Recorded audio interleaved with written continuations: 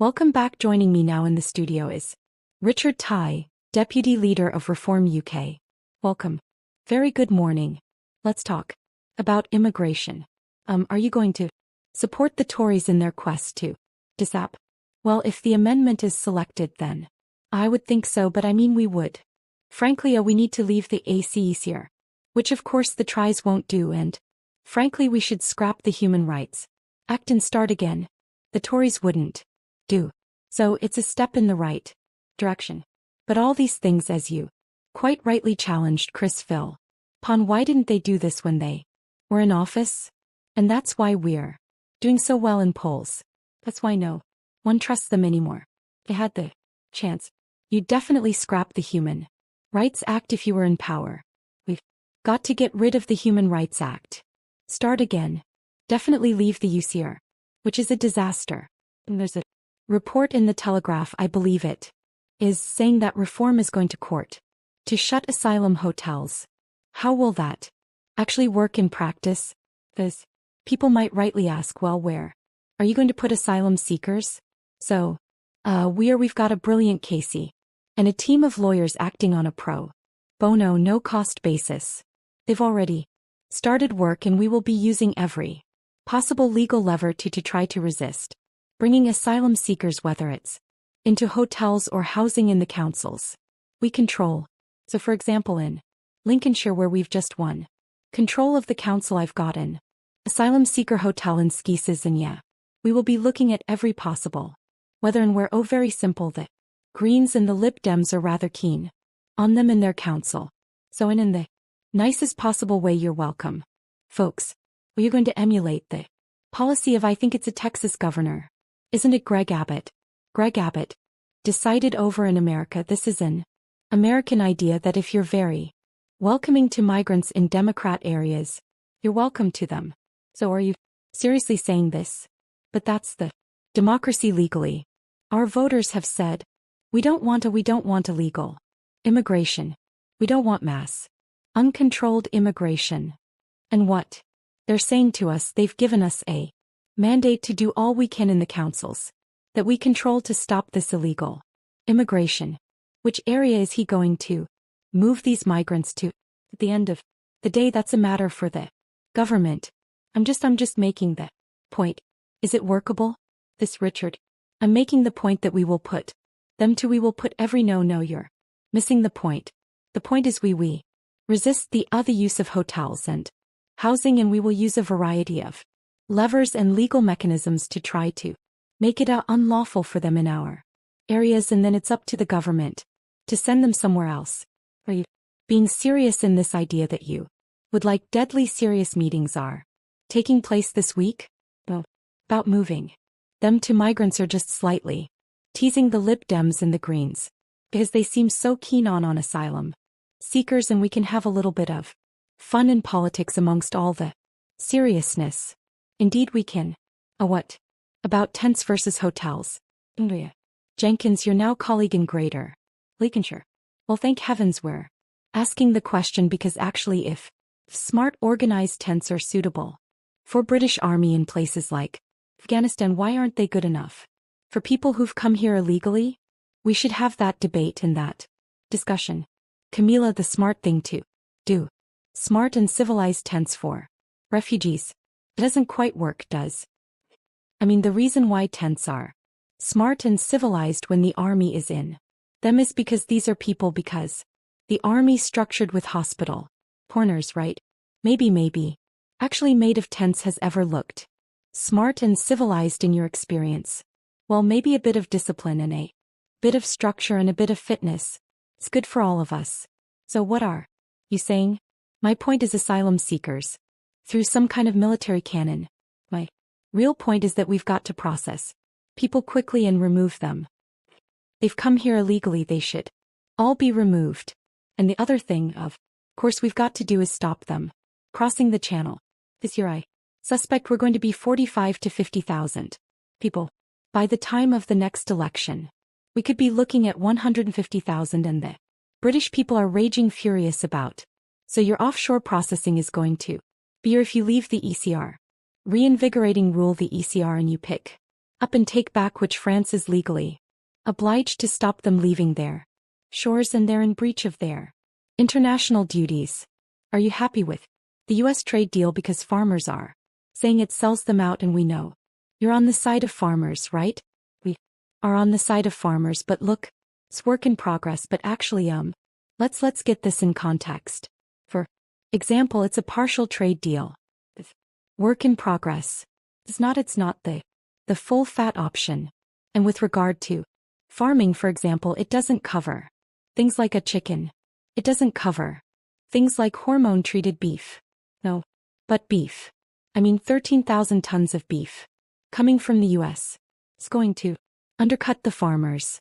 Look at the opportunities that indeed Aberdeen Angus beef is some of the best beef in the world, and Americans want to buy that great beef.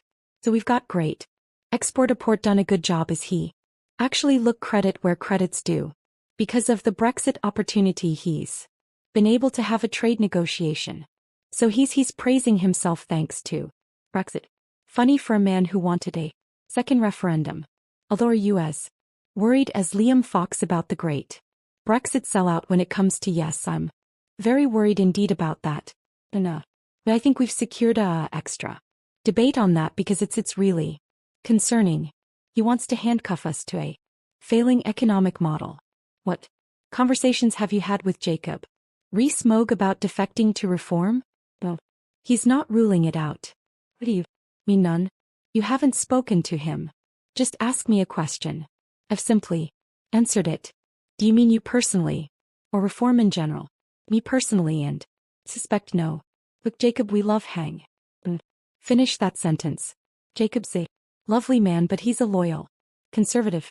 Has anyone in the Reform Party been discussing defection with Jacob? To my knowledge. No, that's not a denial. It is a denial. Not to your knowledge doesn't mean no. 5. Yes or no. Has anyone spoken to Jacob Rees-Mogg about defection? Have not spoken, and not to my knowledge has anybody. I can't speak. We've got hundreds of counselors. They might have bumped into Jacob and had a funny chat in the pub. Right. So you're saying you haven't, but you can't rule out somebody else having had such. I think I can reasonably rule it out. And can we talk as well about this extraordinary story in the Sunday Telegraph? To be fair, the paper's been taken away, but I think you're familiar with it. This police officer. He was investigated for a tweet, but then police officers took away what they regarded as Brexity materials that included a copy of The Spectator and a book by Douglas Murray. Well, obviously The Spectator is understandable. It's clear a very difficult, dangerous magazine. The whole thing is outrageous. This attack on free speech.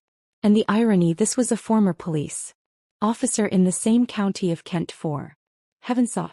No, but the fact that he was arrested. I think they needed 6 of former colleagues in Kent police force.